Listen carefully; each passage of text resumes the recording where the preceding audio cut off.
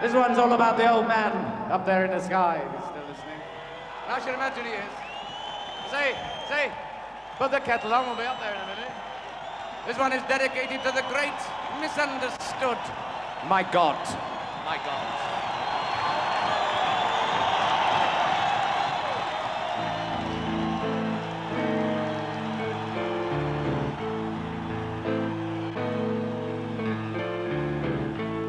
People, what have you done? Locked him in his golden cage, a golden cage, and made him bend to your religion, him resurrected from the grave, from the grave. He is the God of nothing, if that's all that you can see.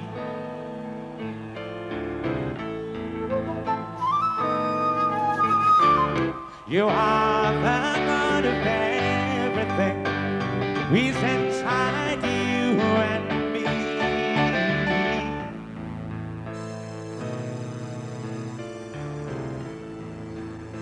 I could understand if I was a mountaineer and I could come out with that glib answer of, because it's there, that's why I have to climb it. Music isn't there. It's bloody hard to find. I suppose if you believe in being born to do something, that's what I think I'm supposed to be doing.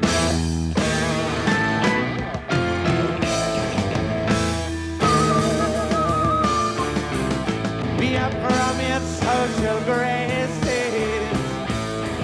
Whoa, and the sound you used to wave. You used to wave. And the blood did turn to England in chains of history. We came into our successful period as a product of fashion, and we've retained out of the public gaze a level of continued success in terms of selling seats, you know, bums on seats at concerts and record sales and so on, just by dint of carrying on doing it and not being fashionable any longer.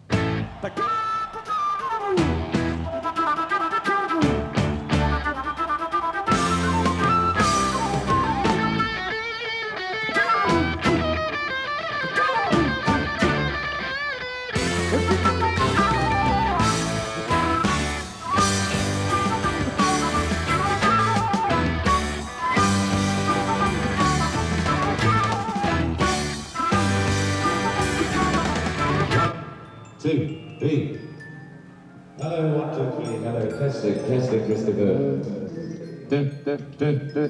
B. Okay. Keyboard.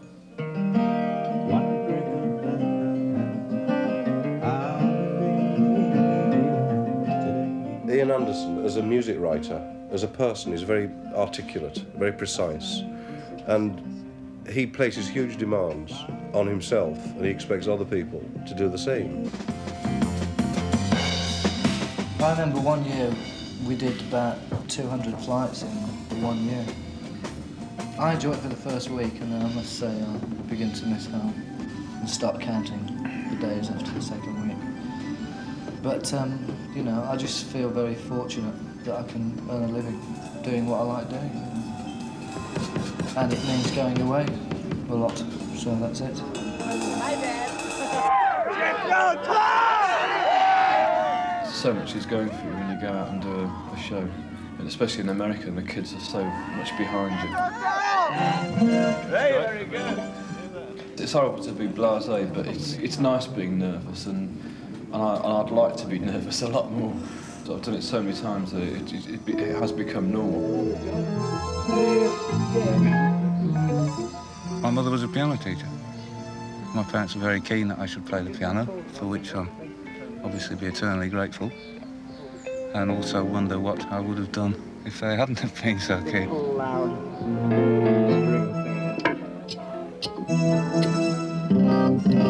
Just do it. Try the vocal harmonies and songs from the wood, fellas. Let me bring you songs from the wood to make you feel much better than you could know. Better than you could dust you down from tip to toe. Dust you down from tip to toe. Show you how the garden grows. Show you how the garden grows. Hold you steady as you go. Hold steady as you join the chorus if you can. It'll make of you an honest man. Let me bring you love from the field. Poppies red and roses filled with summer rain. They heal the wound and still the pain. And the threats again and again. And as you drag down every lover's lane, life's long celebrations here. While close you all in any fear. Let me bring you all things of life, galley hearts and looks on sound and chilling ale. Greetings, well met, fellow hail. I am the wind to fill your sail. I am the cross to take your nail. A singer of these ancient times, with kiss and prose and gutter rhyme.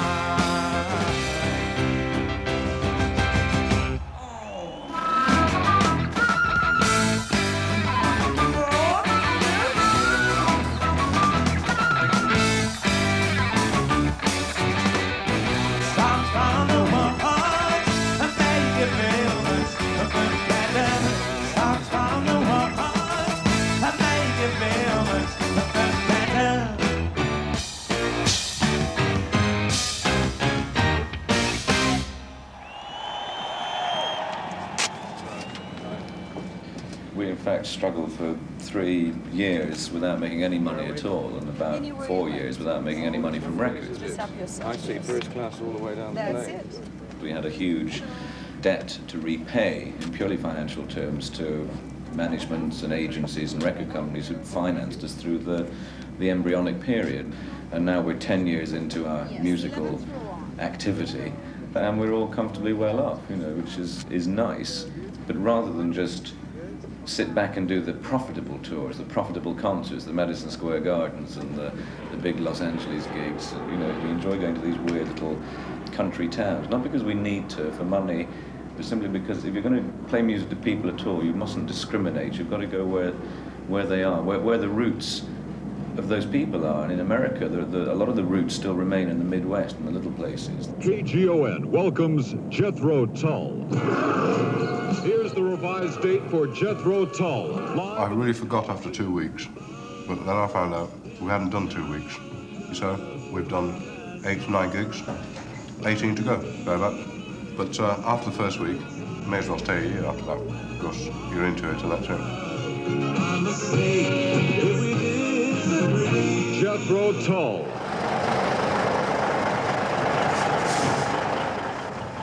Well, the thing starts at 8 o'clock in the morning when one of these lighting rig trucks appears and the lighting rig is hoisted.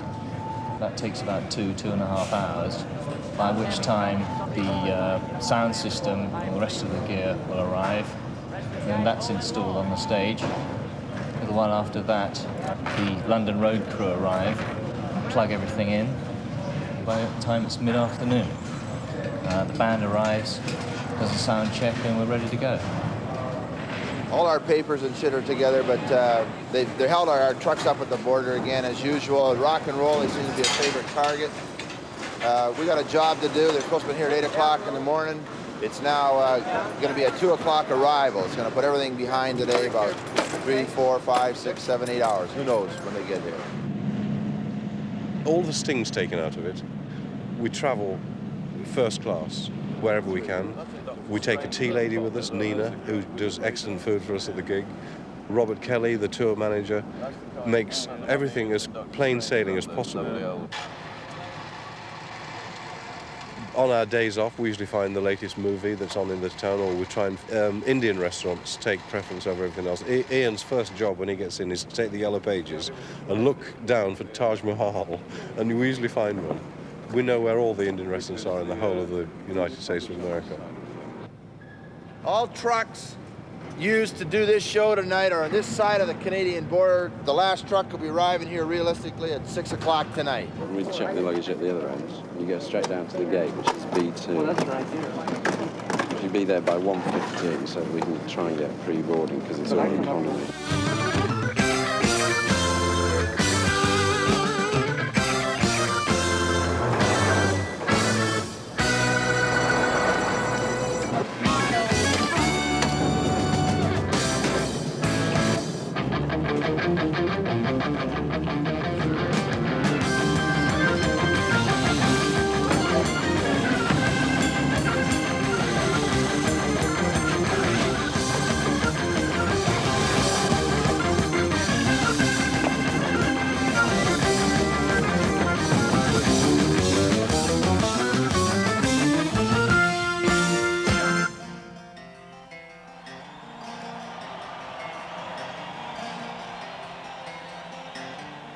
Saw you riding your sounds over the fields,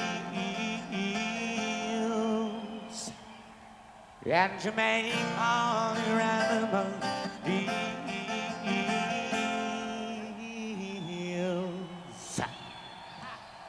and your wise men don't know how it feels. Yes. Oh, to be thick as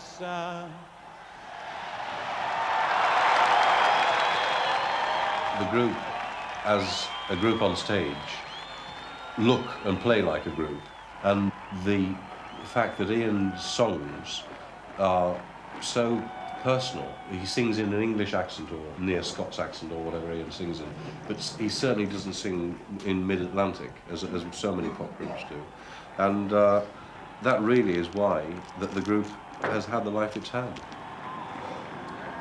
All of us have some kind of response to something of a folk heritage. I don't think it's something that bears analysis or an academic kind of objectivity. You daren't stop to question it. If you become conscious of it, it doesn't work anymore. It's a magic. It's like Peter Pan, you know, telling the kids, just step out the window, do it. You know, you can fly, no problem. You just have to believe. If I go any further, we might find a bit of magic.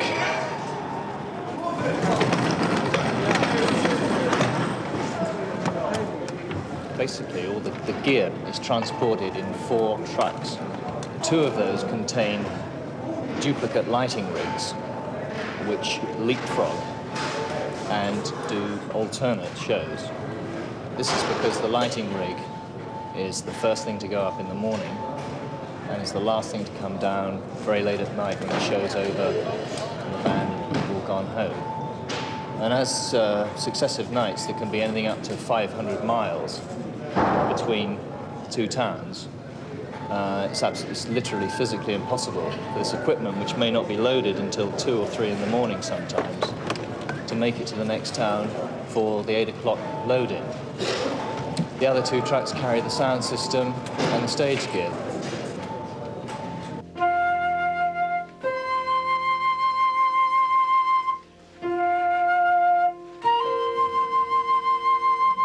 Live performance is a very important thing to me because somewhere inside me is basically a show-off waiting to get on stage and wave to the masses. But also somewhere inside me is a private person who, given that I'm going on record in the literal sense, would rather do it without the public watching, to allow for me to make some mistakes, which I do. You know, 50% of what happens in the studio is really unsuccessful, and the bits that you use are the good bits, as you judge them to be. Therefore, the live performance and the studio performance are necessarily complementary.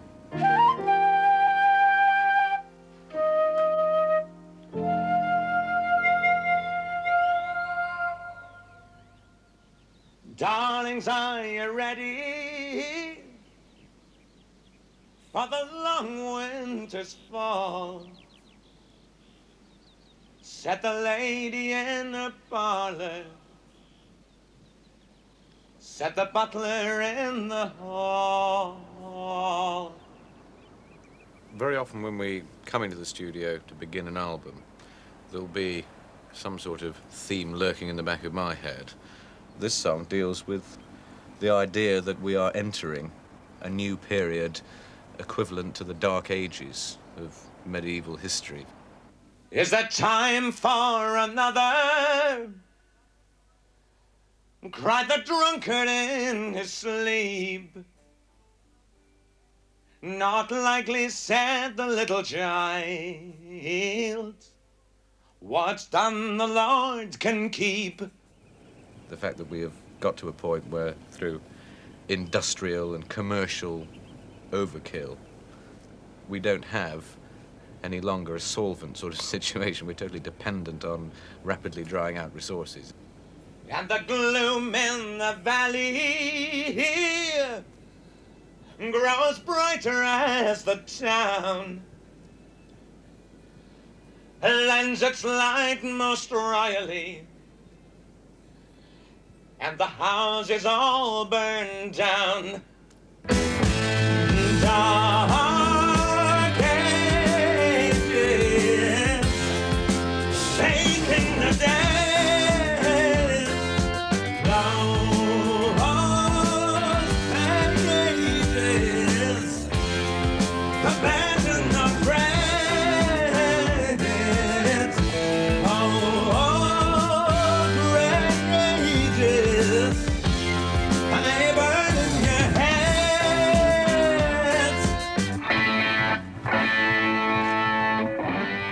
Put your neck on the chopping block when you come into the studio, because every little mistake, every problem, every inarticulately played note or slightly out of tune vocal or something is going to be there on the final master, and there's nothing you can do about it. I mean, other than to do it again. That, of course, is why all of this is here. It does allow us the flexibility. If there's one track of the 24 tracks, the 24 different potential instrument sources that we have to mix down through this mixer onto the tape, if one of those isn't good, we don't have to do the whole thing again. We can merely select the thing that isn't right and say we'll do that little bit again.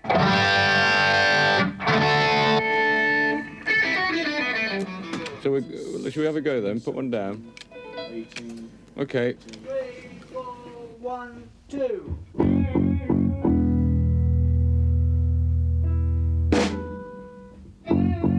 Piano on, Rob. 23, 24. I know there are people who sort of rush off to Los Angeles to mix and, you know, fly to Paris to record some vocal overdubs or something in the belief that a certain studio is good for one thing and not good for another. But from my point of view, I prefer to be in one place all the time. So that's why I built the studio, because I wanted a place to work in that would be consistent. With so many studios that I have been in, you know, they change from year to year. They bring in new equipment or new people work there and set it up a different way. And you find it difficult to rely on the sound that any one studio gives.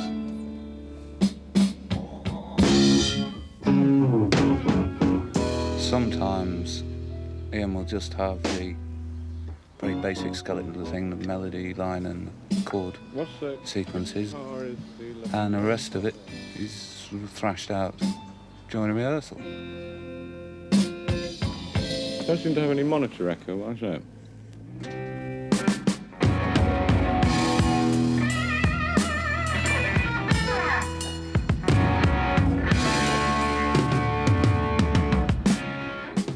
You come in with 2/3 of an idea, and you add the other third in the studio, and then possibly, if it's a bad night, you take it all apart and redo it again the next day or whatever. But it is like building up on that basic sketch all the time, and that's how it sort of grows.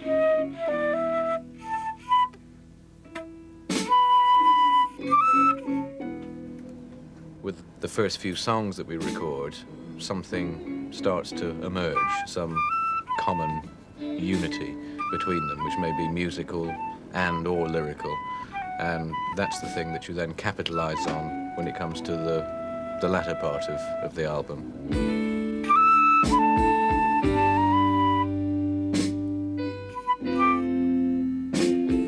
This song that we're recording now, I would say we're at that point where something is emerging. And the lyrics to this I wrote this morning. Although I must confess I knew vaguely what it was going to be about before this morning, I hadn't actually taken the trouble to sit down and let all of that come out on a piece of paper. The big jet rumbles over runway miles that scar the patchwork green. Where sleep tycoons. I never sing my songs until the red light comes on. That's the first time I sing them, and it's for real. You know, and it's exciting. It excites me. If I sang the songs and all the lyrics in rehearsal, it would be too much of a formality putting them on record.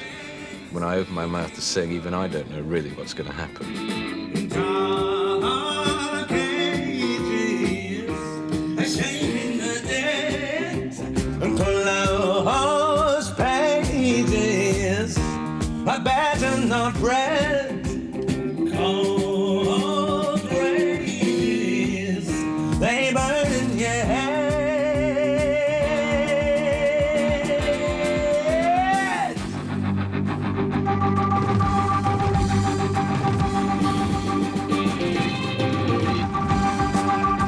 That's really the fun of making records, I think, is that the discipline that you can impose upon it all is not necessarily a rigid one that you have to adhere to every time you make a record. There's always room for the unexpected. And they're screaming. I'll have to come and listen to that. I think it needs something else there. Probably James Galway.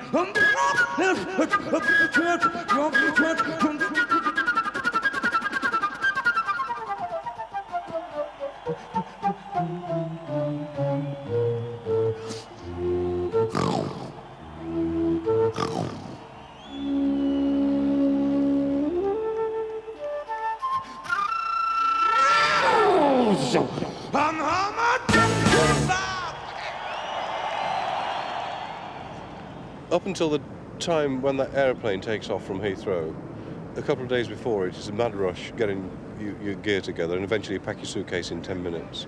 But once the airplane's off the ground and you've got the first day's rehearsal over and the first gig's done, It's fine. We get on very well on the road, and it's exciting, playing to people, that live thing, very important. Of course, once the first gig's over and you're into the tour, if it's 6 weeks, 2 weeks or 8 weeks, it all lasts the same amount of time. And we all telephone home very regularly, we write. And then the last 2 or 3 days, there's that getting yourself ready to coming home again, living with your family, which is what you do really, but learning to live with them again. I know Barry has a hell of a time when he comes back, but what I usually do is count not up to 10 before I reprimand my brood, but 50. And a couple of days later, we're back loving each other again. That's the way it works. Good. Go. Me. You've got a 4. I was working as a studio music writer. I just left the Royal Academy and forging a career as an arranger. And Ian, in contact with the studio that I was working in presently, wanted a music writer in order to put some brass, I think it was, on one of the tracks on the very first album. Sent me a tape, told me that he vaguely what he wanted, and I suppose I quickly realised what kind of terms we've got to correspond to each other in, or communicate rather, and went into the studio with a bunch of musicians, did it, and that was it. 2 weeks later, another thing turned up, and on we went from there until eventually I joined the group.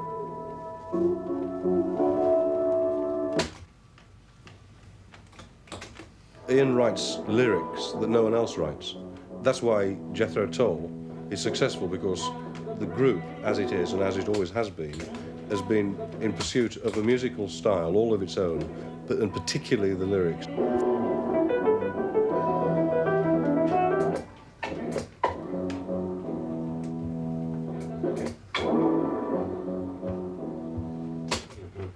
There are an awful lot of Ian's experiences in his lyrics, and of course, they're written in a style. Ian claims not to have ever read any of the English literature. He was at Blackpool Grammar, where they concentrated entirely on science.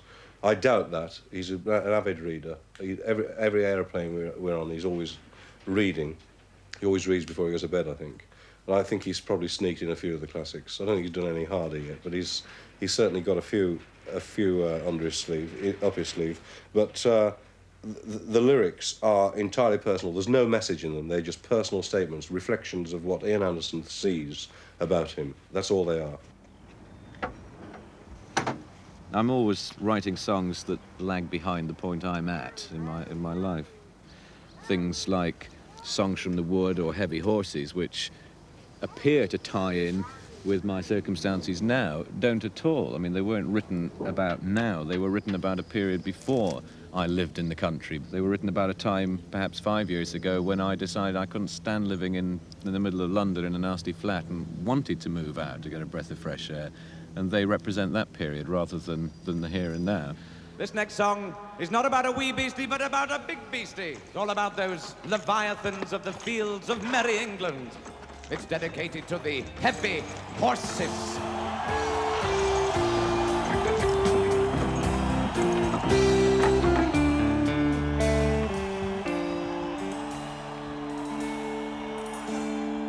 Ironclad feather fiends pounding the dust.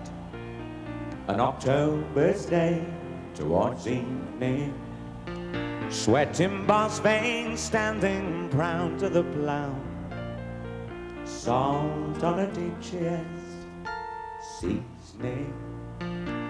Last of the line at an honest day's toil. Turning the deep salt to under. Flint and the fetlock chasing the birds. Flies of the nostrils, blunder. The Suffolk that climbs down the Perthshire on mine, with the shire on his feathers floating, hauling soft timber into the dusk, to bed on a warm straw coating. Heavy horses move the land under me. Behind them fly blind, slipping and sliding free. But now you're down to the view and there's no work to do. The tractor's on its way.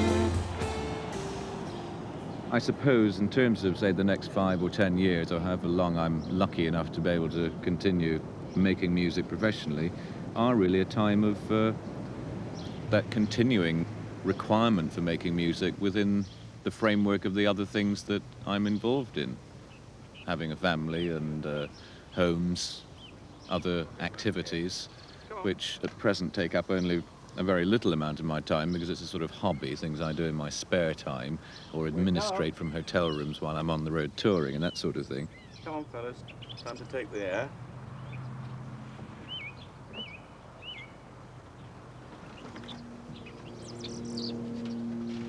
English partridge, you know, fine bird. What we're doing for the world's population here, setting them free on the hills of Buckinghamshire. Some of my gun-toting friends to blast out the sky.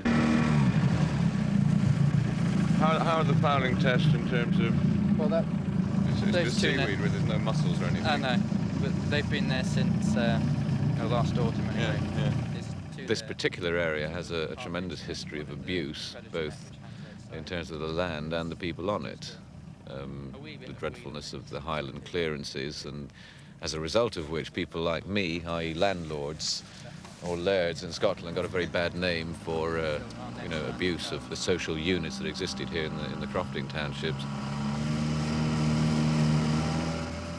What we're engaged in here is essentially the on-growing of salmon smolts, which we get about this size, just at the point where they make the transition from freshwater to a saltwater existence, and we put them in cages, which are going to be floating out there, and we attempt to grow them into big blighters, this big. But we want to come in a bit more. And if things look as good as Andrew, our fish manager here, seems to think that they might, we may end up with 75 or maybe 100 tons of salmon coming out of this loch every year. Problematic. It's all sort of fairly evenly shelving down, is it? I am at the helm of several things that are happening, and they will, if they succeed, it won't be all my work, but if they fail, it'll certainly be my fault. There again, the music activity, I think, if you allow for the fact that I don't spend the evenings going to the inn clubs or going to movie premieres or doing all the other spare time pursuits that perhaps a lot of other people in the entertainment world do, I still have a lot of spare time, if you like, and that's what I should be doing. So how are we doing with our liming, Ian? Well, it's getting on quite well, really. Yeah, did they do any bracken and heather spraying? And well, the spraying will come on later on in the year, maybe about July. I see. I can't make any apology either to the public or more specifically to the other people who live in this part of the world for being the absentee landlord, because I am, most certainly, and I shall go on being an absentee landlord at least for some time to come, but only by being that sort of a person, ironically, can I be the same sort of person who in this rather pressured day economically can afford to operate this or get going this sort of a venture. I need to fund it, and I need to fund it by working damned hard in a certain fruitful area of life. But it's so much easier to stand up on that stage and take $10 off the kid in the front row, you know, knowing that I'm going to buy a new tractor, or I'm going to plant some trees, or buy some more sheep, or put a fish out there in the water to grow. It's much easier to take his $10, knowing that, than thinking that I'm just going to buy my 5th Rolls Royce or a 3rd swimming pool or something. I actually do have some economic goals that make sense, or they do to me. I'd like to think that the person sitting there in the front row wouldn't share that sentiment with me. He would rather see his money being, quote, well spent, and he's most certainly welcome to come and walk around the mountains here and enjoy it. It intrigues me that a house like this, which has been neglected for some 12 years, unlived in, and is falling down, it is within my power, only because of my success in a totally opposite sort of lifestyle, to be able to do something about it, to be able to put it back to the way that it was, and to make it have a working part in the community. Not just to be the big house where the laird lives, but to be the house where I hope I and my family will play a part in the community. We could walk across the bridge in a minute and I'll show you the old, the Beaker people's burial mound, which is a big stone cairn. You know, I'd like to clear that up sometime. You know, if you can get an army of youth workers in or something. Our ballet that we did with the Scottish, the Water's Edge, is set in an area not unlike this. The idea is that these variety of creatures in Scottish mythology will appear out of the waters in the form of the Kelpie, who is half horse, half man, who steals onto the shore and entices the young maidens. Usually he had a preference for virgins, it seems. He was, basically liked them young and whizzed off with them and they were never seen again. Of course, other than that, there's the Selkies, the seal-like creatures who would entice unsuspecting fishermen, come and dance in female form on the shore.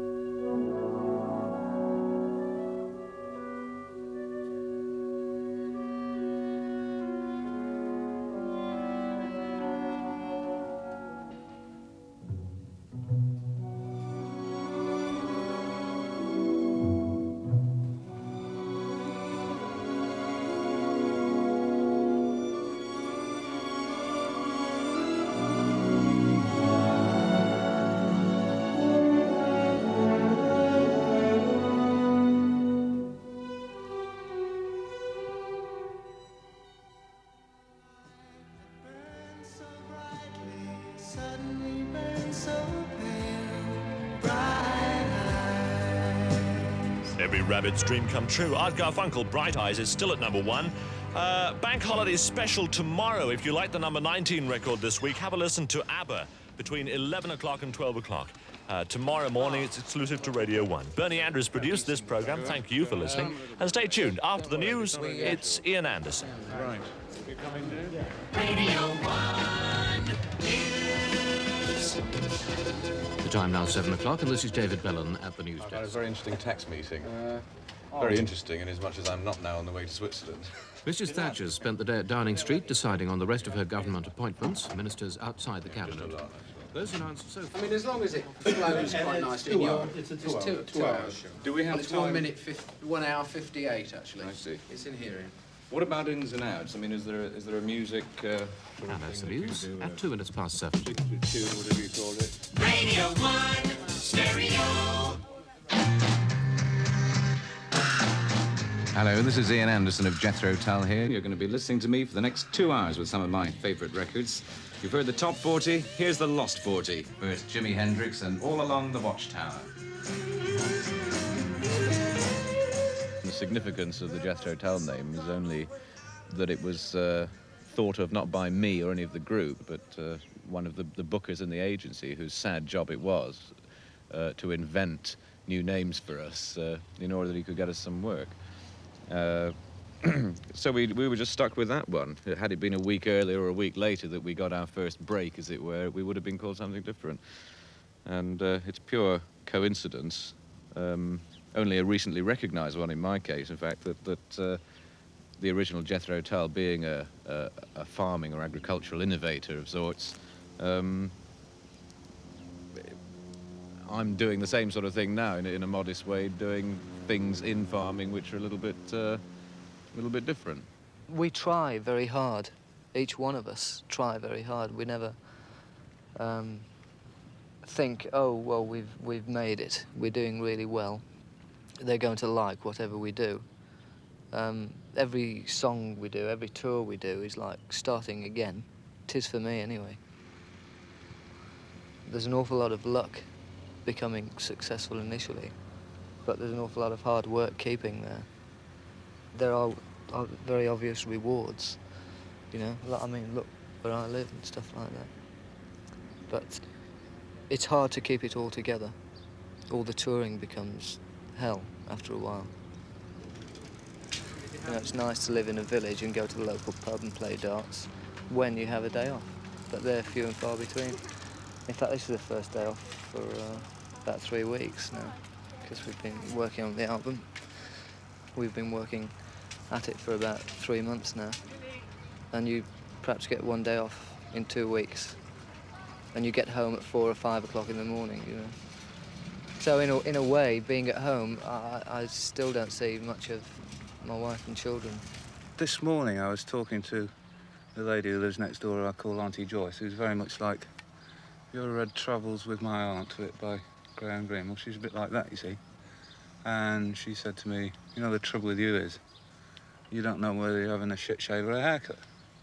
And that is true. But when I get on stage, I know exactly what I want to do and what I'm there for and what I'm going to do, and it's so clear-cut that I can just get on and do it. But as far as the rest of my private life, you know, I haven't really got much of a clue which direction I'm going in. Musicians or pop musicians, I'm sure it's a novelty to most people that they can't fit you into any of their little boxes, you know, like an accountant or been to public school and he's a bank manager, or he's joined the council and is now worked his way up to this position. You don't fit into any social strata at all. So you tend to be floating around in the middle, and I mean, it's sad that the young people, you tend to because of money. I mean, not being snobbish in any way, but if you meet young people and you probably get on with them, and then as soon as they find out what you do, or that you haven't got a mortgage and the car isn't on HP, then it's this kind of wall that falls between you, and you just don't share the same problems. It's a shame. It's like a bit of a misfit. I'm not feeling sorry for anybody, but no, it does seem to be that way.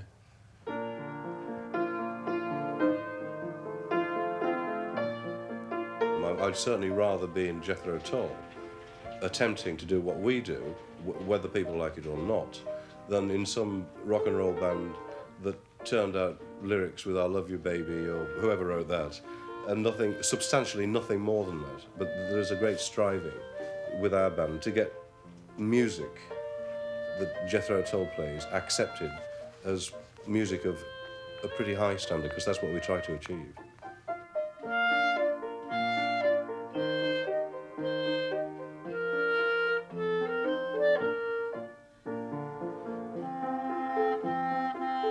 The reason it works is because, based on the old axiom that unlike poles attract, and with Ian, Martin, Barry, John, and myself, there are 6 individual people. We don't live in each other's pockets or in each other's dining rooms. We don't go out with each other much when we're away, although we're living very closely together. We all have different ambitions, or no, not ambitions. We all have different needs to do the things that we do. And for that reason alone, we can work together harmoniously as a group of 6 guys.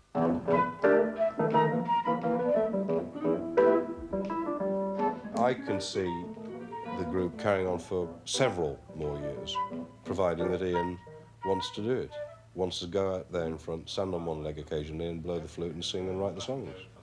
It's got to be Ian. Ian's got to be in the band. Ian's got to be Jethro Tull. I mean, most people in America think Ian's Jethro Tull, think his name is Jethro Tull. But it isn't, it's Ian Anderson.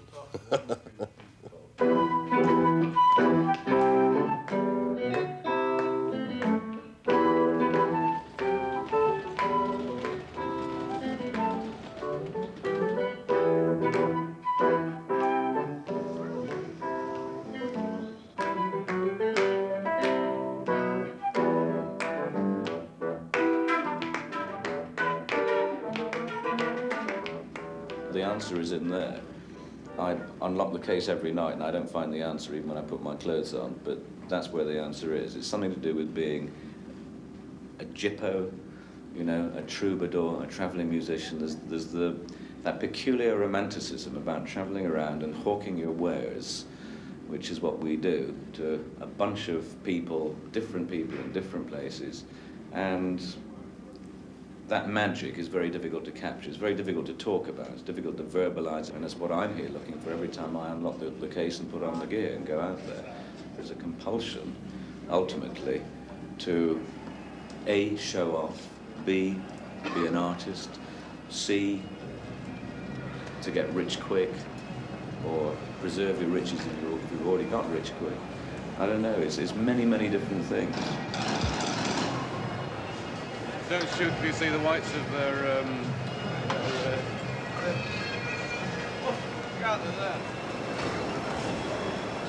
It's very intricate music, and he's a real acrobat on stage. Martin, don't forget the D. If I shout E, play D. It's really theatrical. It's a really good show. So on the night off? Yeah. Aggressive. It's good music.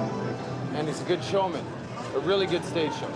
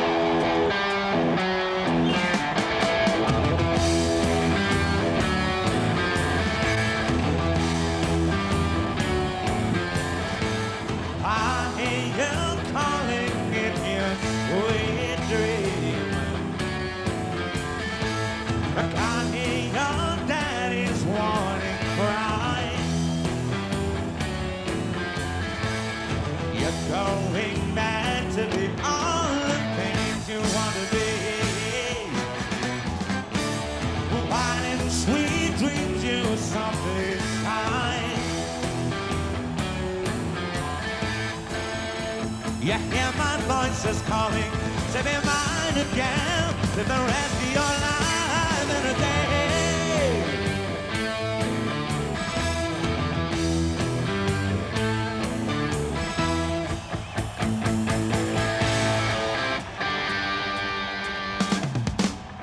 Get out and get what you can while your mom is at home sleeping, but no time to understand. Cause they lost what they thought they would keep it.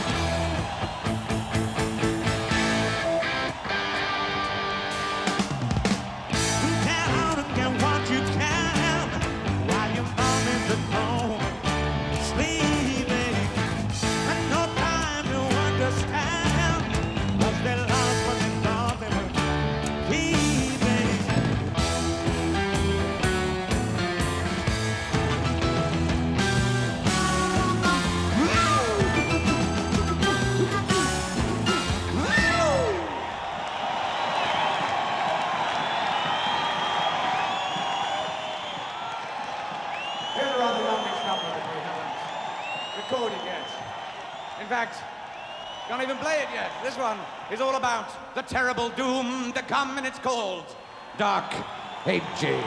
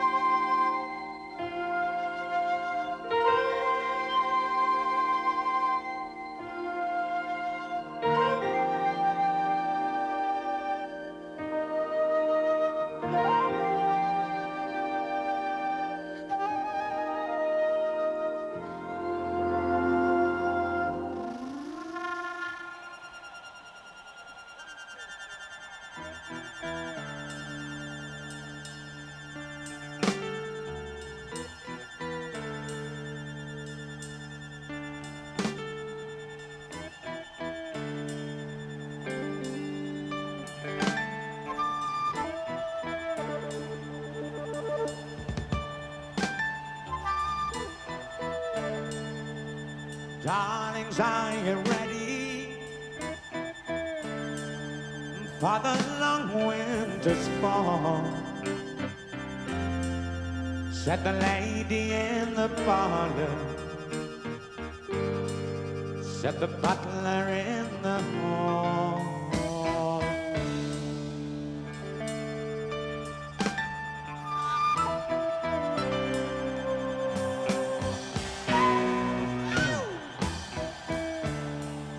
Is it time for another?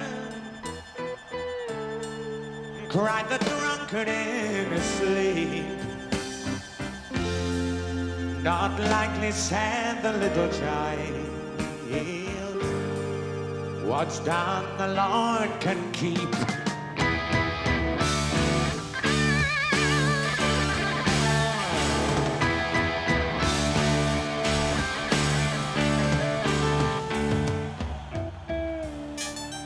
And the vicar stands a-praying, and the television dies as the white dot flickers and is gone, and no one stops to cry. Dark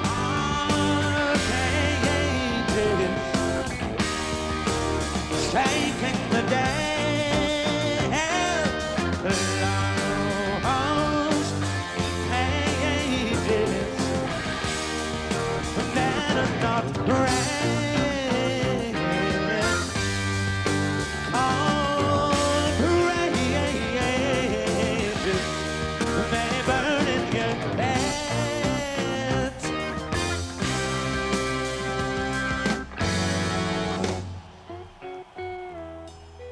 And the gloom in the valley grows brighter as the town.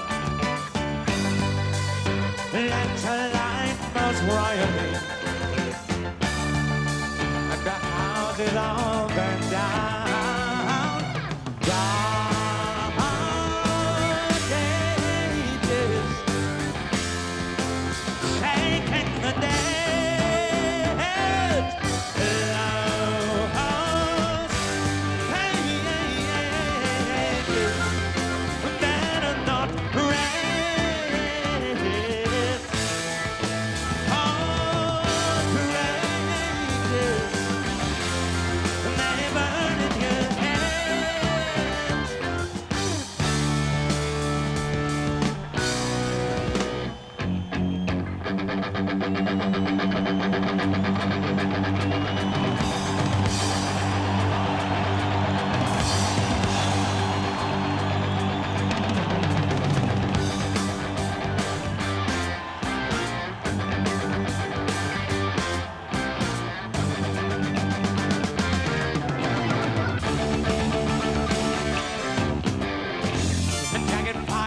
The painted lines, the politician queen.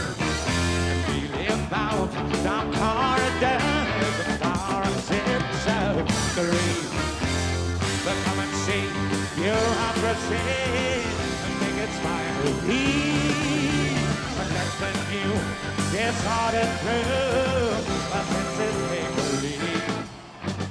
Dark ages shaking the dance, lost pages that are not read, cold rages, they burn in your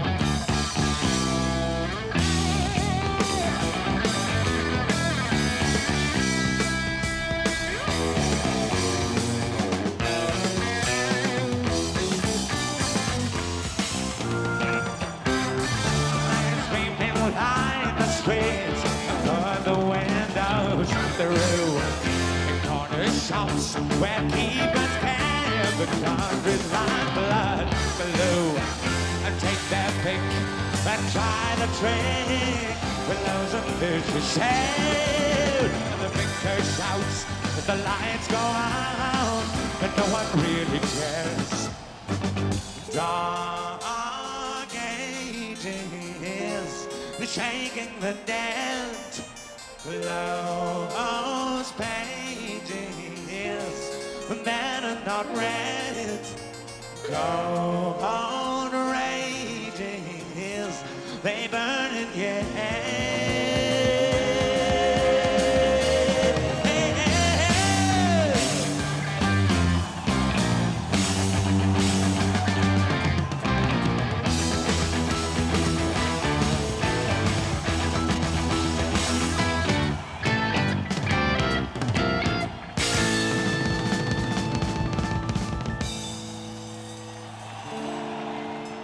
Darlings, are you ready for the long winter's fall? Said the lady in a parlor, said the butler in the hall.